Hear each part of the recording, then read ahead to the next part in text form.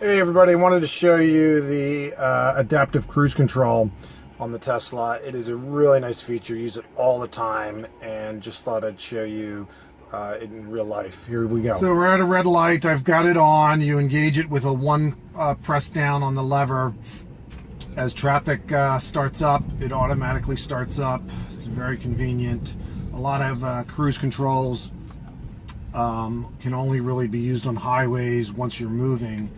You can engage cruise control when you're stopped at a light and watch it. It'll just keep track of the car in front of me, and you do have an issue at a stop sign, but at a red light it'll work good. So I do have to put the brake on here and then press the gas pedal, of course, and then what I'll do is just tap it once like that, and it will pull up and then stop in front of this car. And so, and then as the cars start up, if I was the first one in line, I would of course, have to stop manually. I jumped there a little bit on the turn, and it jumps to, I have it, my offset set to 8 miles over the speed limit. So it recognized 35 speed limit and jumped to 43. It's gonna just keep behind this car. Again, a red light, but a car in front of me, so it sees the car and slows down by itself, and it'll come to a stop. It doesn't get as close as maybe I would, but it's pretty darn close. Now your left and right lever here adjust how close to the following car in front of you. Green light, car started up, I started up, and it should recognize that we're now on 45, so it went to 45. Although my speed limit didn't adjust, so I'm just gonna roll my wheel up one. We'll jump by up to 5. There's 40, 50. I can go to any speed under cruise control. With autopilot on a local road like this, I could only go 5 miles over. But here, if I want to try to keep up with that car, I can just scroll up. Now you can scroll slowly to go 1 mile increments, but just a roll up like that. You don't have to do it real fast. You just have to roll through a few clicks. It will go by 5s. It's slowing down a little here because the car in front of me, again, red light, but the car in front of me is going to stop, so it's going to stop. If I was the only car, if there was no car in front of me at that red light, I would have to press the brake. So from a little while ago when I engaged it, I haven't touched the brake or power pedal. And we'll just wait for the red light to turn green.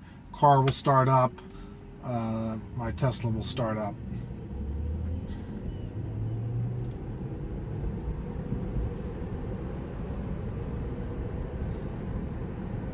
Now this is interesting. Notice how it's slowing down and then it goes.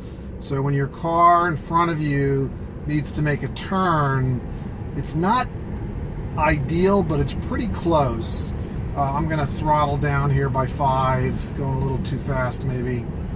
And so maybe we're going to see that again, but when cars in front of you turn, it really slows down more than most humans. Now I'm going to have to make a turn here, so I'm going to press the brake pedal. Regenerative braking kicks in, so I just tap the brake. Now I'm going to press the brake. A lot of that braking there was from the regenerative braking. And so 2 ways to disengage autopilot: one, click up on the wheel, or just a short little tap of the brake. I usually just press the brake. Okay, so we're gonna go. And again, you just get moving on the road, and then you one press.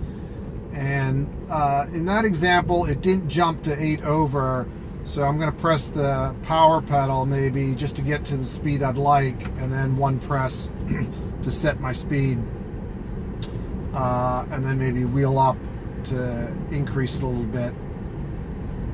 Sometimes I can't figure out the pattern. Sometimes it will, when you engage with a one tap, and by the way, 2 taps is autopilot, 1 tap is cruise. I'm just going to show cruise today. Sometimes it knows, and when you 1 tap, it goes to the speed limit of the road. Maybe we can figure that out today, when it knows the speed limit versus just when you 1 tap, it just keeps you at the speed that you're currently going. So we got a little bit of traffic here. It's slowing down, comes to a stop by itself. So I find that I drive with cruise control a lot on local roads. You really can't, you can use autopilot. It is engageable here, but it's not super safe to be used on local roads. So I really use cruise control almost exclusively on local roads. It's just great that it brings you to a stop and then starts you up again. And it really guarantees that you're not going to hit the car in front of you. So if you're a little distracted, it's going to stop you and not run into the car in front of you, which a distracted driver could clearly, even on a small little local road like this. I think I'm going to make a left here. So that car's going to go.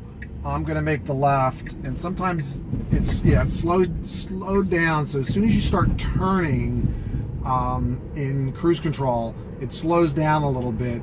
And then now I'm on a 25-mile-an-hour road, so I'm going to scroll back to get down to a more manageable speed here. This is a classic speed trap road. I don't know if all of you know, but if you can see the 2 white lines here, wherever there are white lines, there can be a police officer waiting and timing you to cross the 2 white lines. I think it's called VASCAR. So when you're on little local roads and you see white lines, slow down, because that's where the speed traps are. They, in Pennsylvania at least, they're not allowed to use radar on local roads, only state roads and highways. So here's a police officer, but he's moving, so,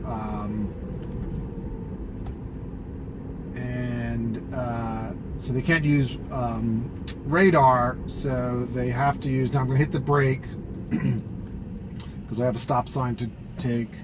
I'm hoping that relatively soon Tesla will read stop signs and slow your car down for you if you're the front car. Now, hopefully we're going to run into a stop sign with a car in front of us. So we will stop initially, but unfortunately when the car in front of us takes off, cruise control is going to take off too. We really need to pull up and stop. So hopefully you'll see that. Here's 2 more white lines. Again, PA doesn't allow to use radar, so they time you across 2 white lines, and they can calculate your speed by the time that you cross the 2 white lines. Okay, we're coming down a road. I guess I can put on cruise, and I don't know if I'm going to make this green light here. Excuse me. Now we made it. So we're going right through here, going a little fast, maybe dial it down a little bit. Sip of coffee.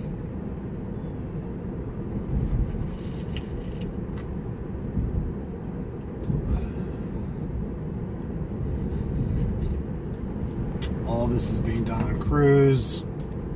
It's very convenient. Now it's starting to pick up the cars in front of me, and I can feel it slowing down a little bit. Not much, but I must have this set to 1. I had it set to 2, so I set it to 3. So back left and right here adjusts your following distance. Now there's an example. See how much it slowed all the way down, almost to a stop there, and now it's going to speed up. I think they could make that a little smoother. I'm going to have to hit the brake here because I got to make this turn, otherwise it would power up. It doesn't know that I'm making a turn. And let's try. Okay, now see that jump 53 here. So what it recognized the speed limit and decided that my speed on this road should be 8 miles over. That's what my offset is set to. So sometimes when you turn onto a new road, not in cruise, the projected speed limit wants to use will be 8 miles over the offset, my offset over the speed limit. And so that when you engage it, now here we're going pretty fast, but it's picking up the cars well in advance and slowing down. It's doing some regenerative braking there, and it's slowed down all by itself there. So that was pretty nice. I had a video I posted yesterday where I think I was going 45 and there was a turn and a red light, and so the radar could not see the cars over here as I was coming around that turn, and I was doing 45 right into the back of those cars, and I had to slam on the brakes to come to a stop. So car started up here, we started up, and I'll tell you, the cruise control is just so convenient in that stop and go busy traffic, because it just takes care of all of the, I'm going to change lanes here, it takes care of all of the stopping and starting with your foot jumping between the power pedal or gas pedal and the brake. I find it really, really convenient in traffic conditions, lots of tough traffic. Sometimes when you have it set to a high speed, you just have to be really careful, because on turns, like right here, it's great because the radar is front-facing radar. Here comes a car, jumped in, it slowed down. I might have slowed down a little sooner, but it does pick up the car pretty well, and you then get a little. But now here I could have gone through the yellow light, but I had to put the brake on. Good example. If you're going to be the first car at a red light, you've got to be ready to put your foot on the brake to come to a stop. And then what else is nice is once you put your foot on the brake and let go, it goes into a hold situation, so you can take your foot off the brake. And then what I'm going to be able to do, I believe, is either tap the power pedal or tap the, now I can't put it into cruise here. I think I'll have to press the power pedal to start. I'm going to try, yeah, I'm going to press the power pedal start, and then watch the number that shows up here, which I think should be 53, 8 plus the speed limit. And so whatever number shows up down here, look at that. Already, that was pretty freaky. So I'm going to press the power pedal to start. 53 showed up, and then I can down. Wow, that was some little traffic jam there. I'm going to slow down. 53 is a little fast for this road, so I'm going to jump down a little bit.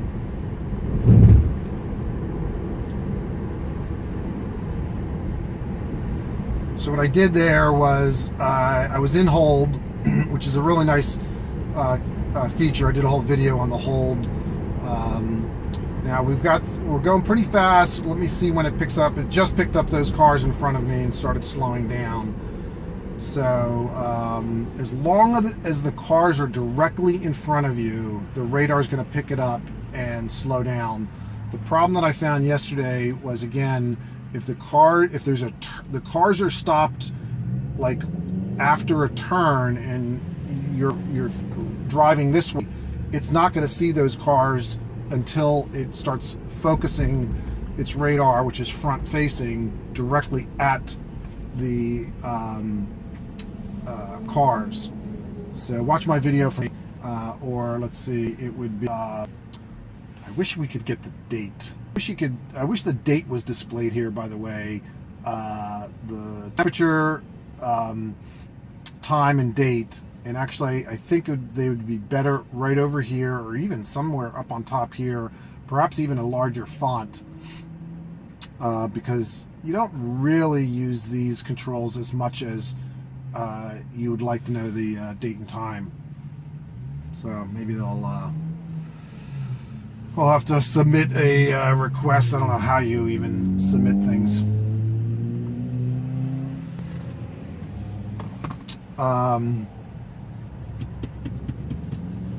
Okay, green light, traffic starts up, car starts up.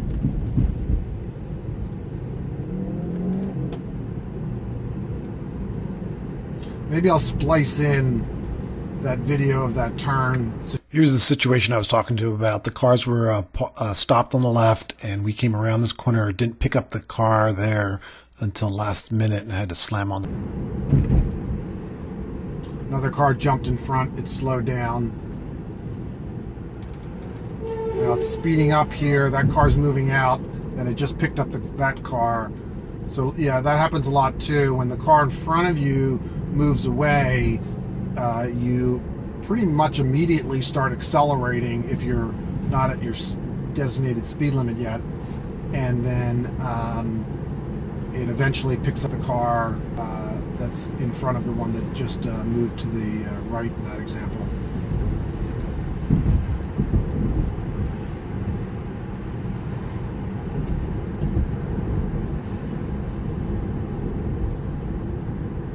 So on my 45-minute, 50-minute commute to work, I'm in cruise mode. When I take the local roads, I'm taking the local roads today, I'm in cruise mode 80% of the time. Now here's an example where I'm going to be making a left, and what I can do, as long as I keep these cars in front of me, I can, it will slow down to the speed that they're going. Now, that was a little fast of a turn there, but it basically used the car in front of me to calculate the speed for the turn. So the car by itself didn't know to slow down, although it does slow down whenever you start turning a little bit. But what it did there was the car in front of me slowed down to make the turn, and this car with its adaptive cruise control is basically trying to stay two or three car lengths, whatever I have it set to, behind that car. So we slow down because the car in front of us slowed down for its turn. But what happened, I don't know if you could tell, once it got out of directly in front of us, we didn't slow down as much as I probably would have for the turn. So the problem with the front-facing radar is it's only pretty focused front-facing, and so if the car in front of you moves off of some, I don't know what the angle is, if it disappears from that front-facing focus, it thinks there's no car in front of you, so it's going to accelerate up to the speed that you have set. So you quickly learn when the radar is tracking the car in front of you, because if your speed limit is set above the speed that you're going, whenever it loses the car in front of you, you get that quick acceleration. Not extreme quick acceleration up to the speed limit that you've set, but you do feel an acceleration take place, which can be a little scary at times. And that did occur on that turn back there for just a second. Because after we made the turn, we picked up the car again and we slowed down. So these cars are moving real slow. I think this is a school zone.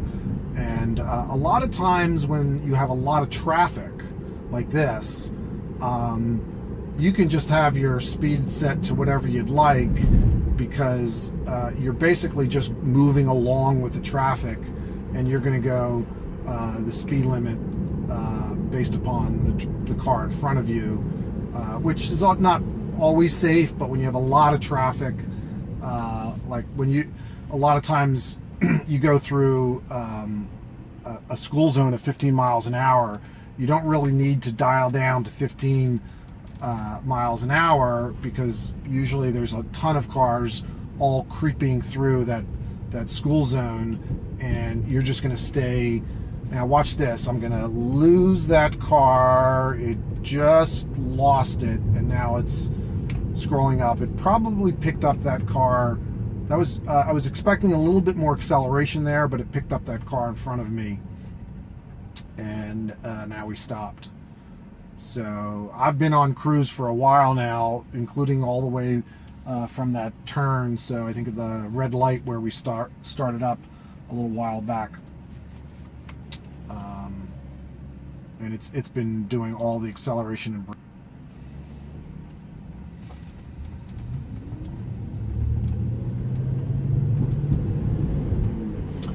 Here's a good example where I probably would have stayed closer to that car if I was manually driving. It does allow the car in front of you to get moving, and it doesn't stay with it very quickly, especially if the car in front of you starts up relatively fast. So it's a little slow at starting up. It really allows that car to move forward, and then it eventually catches up. I think I have it set to 3 car lengths. I had it set to 3 car lengths. So the car in front of you will start up. You do start rolling, but you don't start up at the same speed, in a sense, as the car in front of you. It has a gradual startup speed, which is probably slower than I would start up manually. And by the way, you can press the power pedal anytime to take over. Maybe I'll show you that in this example. When these cars start moving, you'll notice that most cars will keep up. So watch. So it's not moving, now it's moving real slow. Now what I can do is press the power pedal to get going a little faster, okay? And so you can press the power pedal at any time to sort of aid. I think I'm down to 3 car lengths, that's why I'm staying pretty far back. Let's go down to 1 car length. And here, now I'm a little closer to the car in front of me. I would probably still even be closer than that. Now we're going to stop here. So now that I have it set, well, we're not going to stop, but we're going to slow down. So let's see when these cars start up here now. Yeah, it's starting up maybe a little sooner, but it's still, I'll press the power pedal just to get a little closer. So you can press the power pedal and get closer, and then once you're close like this, if you let go of the power pedal, it actually, there was a little braking there, not probably regenerative braking, because it wants to try to keep a car length. And it looks like it's 1 car length. It's 1 to 7 that you can set, and that 1 to 7 is really just, it is not car lengths. It is just some arbitrary following distance between 1 and 7. Maybe it's close to a car length, but at a real low speed. But it seems like at higher speeds it's more, and at lower speeds it's less, given a given number. So if you have it set to 3, at slow speeds, that 3 is going to be a certain distance, and at high speeds, that 3 is going to be even more of a distance. So it adapts based upon the speed that you're going.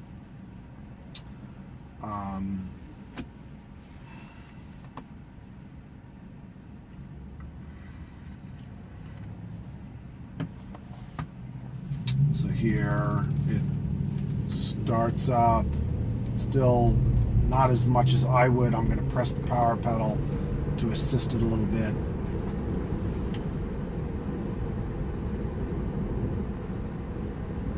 So sometimes in local traffic like this, I'm going to dial it down to 1 car length just so that I don't slow down the traffic.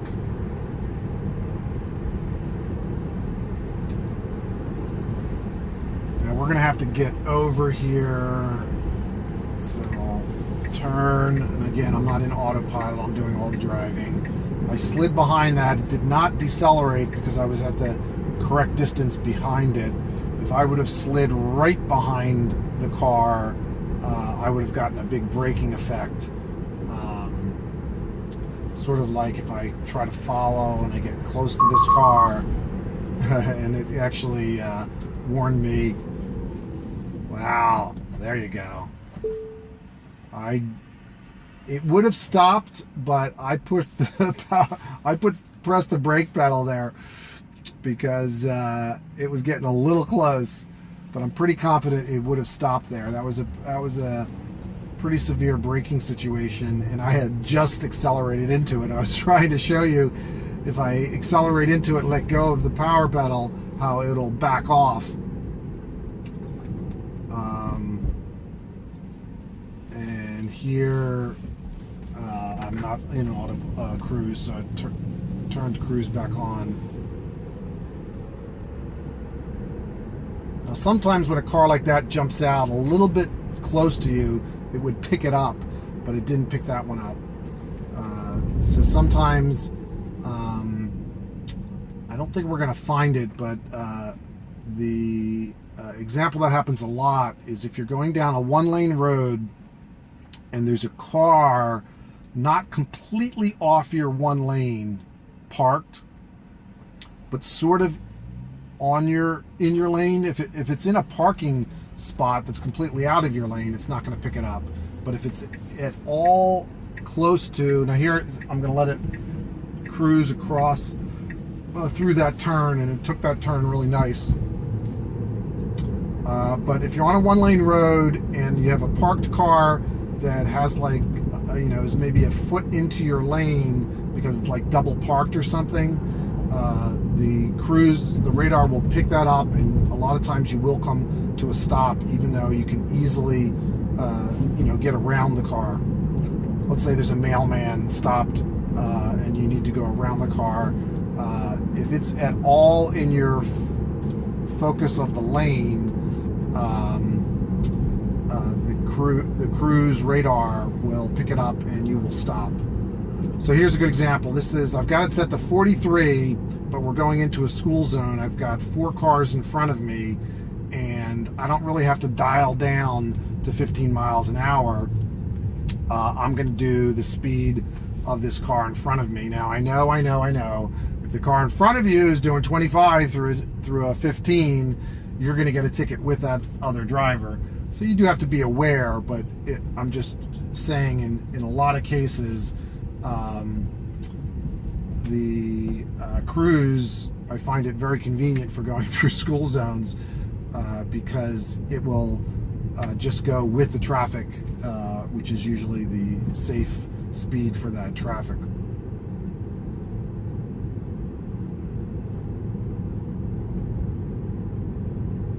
I know, I went a little bit over the 15, but all the cars, the one behind me, the one in front of me, were all doing a nice slow speed. And then as those cars speed up, we speed up automatically because of the adaptive cruise. I believe I have it set to 1 here. You can see my following distance. I will increase it to 7 just to show the extreme.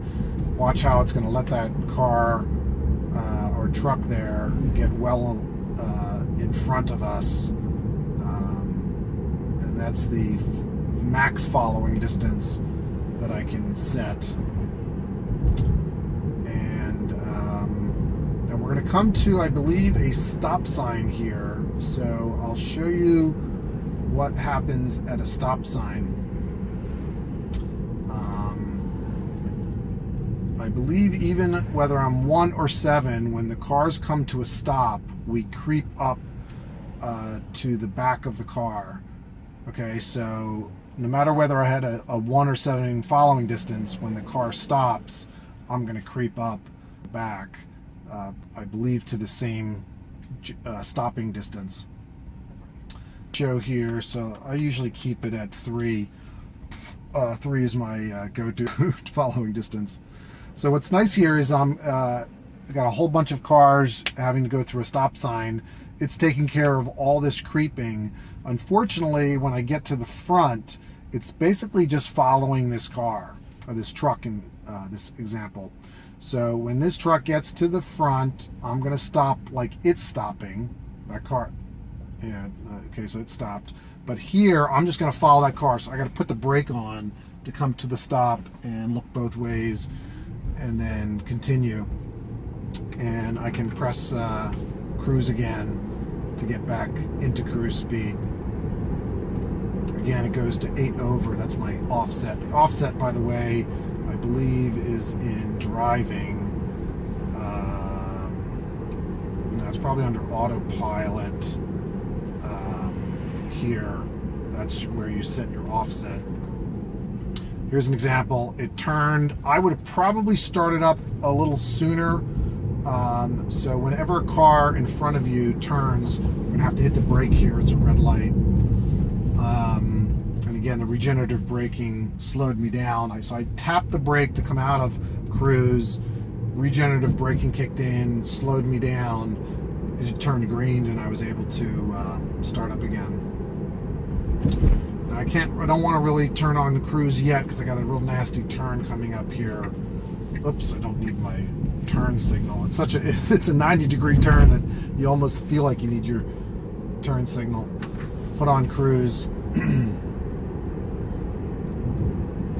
So back there, when that truck made a right turn in front of me, what happens is the truck itself, if you think of the truck, it had to come down to a pretty slow speed to make the turn comfortably. Here I'm making a turn, by the way, and I think I'm slowing down a little bit, and it did. And then once I start going straight again, it speeds up to my cruise speed. So when you're in cruise control, whenever you start turning, the car knows to slow down for the turn. I don't think it knows the sharpness of the turn. It just has a general, well, it knows the sharpness by how much you're turning, but I had to hit the brake there, of course, and then I can start up because it's a stop and go. I know I didn't come to a full stop. I apologize. I'm sure I'll be blasted for that. But getting back to that truck that turned, that truck had to come down to a pretty slow speed to make that turn comfortably. And since we're following the truck, even though it started the turn, it's still in our focus, and we will literally come down to the speed of that truck as it's making its turn. And most people, once the truck is almost out of your way, will start speeding up again, and the cruise control doesn't speed up like most humans would. It really slows down. I don't know if you noticed, but I really slowed down, and we didn't start speeding up until a few seconds after I think most drivers would. So I don't know whether they'll be able to improve that or not, but it must just be picking up that car, thinking that it's in our path, and perhaps it thinks that the road turns there and we were going to follow that truck, and so it's keeping us at a slow speed, and it doesn't realize we're going straight until we maybe really lose it from our focus. Hopefully I explained that well.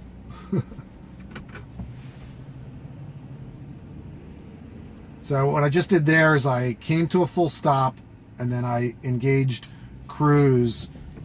You know what? But I guess that doesn't work.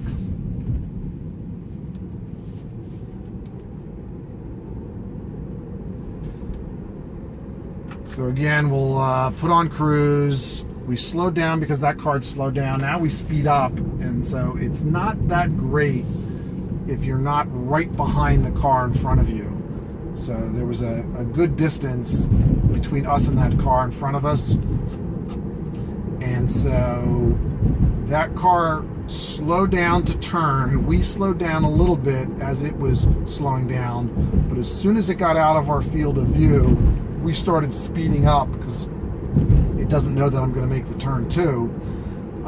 And so it sped up there. And then as I started making, because it lost its it lost the car in front of us, and then as I started to turn, it slowed down again. So it slowed down as the car in front of us started to make the turn because it still saw it. Once it left, it sped up, and then as I made the turn, it slowed down again because it slows down in turns. A little complicated, but I'm trying to describe how the whole system seems to work.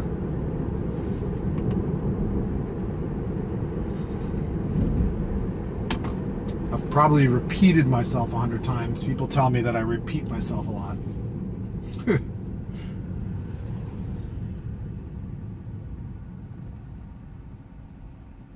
It's just great when you're in a lot of stop and go traffic. There's nothing better than it just taking care of stopping all the time. Okay, here's another situation. I'm gonna turn, and I was close enough to that car. Now it's picking up these cars. It just picked up those cars on the left, so it hesitated there until I really finished the turn and there was nothing in front of us. So it's not ideal. It really just has this front-facing radar, and it's looking for something in front of us to pick up that it doesn't want to run into.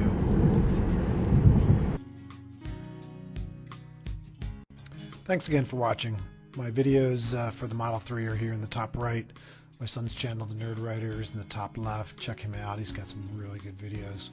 And please don't forget to subscribe. Thanks, everyone. Bye-bye.